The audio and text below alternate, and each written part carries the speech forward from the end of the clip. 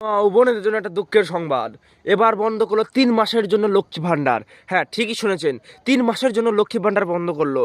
চলুন সামনে 11 তারিখে একসঙ্গে মিলে আন্দোলনে নামি। দেখুন ভিডিওটা ভালো করে।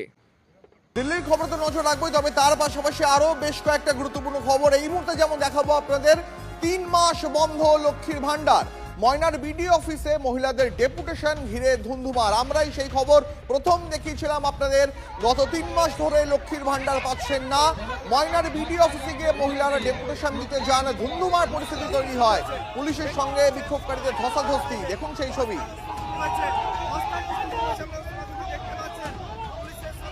বিজেপির নেতৃত্বে ঝাঁটা হাতে মহিলাদের বিক্ষোভ। তাদের অভিযোগ, তারা বিজেপির সমর্থক বলে দিনের পর দিন তারা লক্ষ্মীর ভান্ডার পাচ্ছেন না। তারা যে লক্ষ্মীর ভান্ডার পাচ্ছেন না সেটা স্থানীয় গ্রাম পঞ্চায়েত স্বীকারও করে নেয়।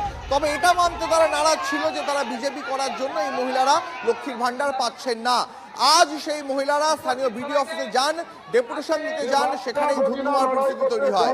আমাদের ভিডিও ভালো লাগে লাইক করবেন, শেয়ার করবেন এবং বেশি বেশি করে কমেন্ট করবে। দেখুন।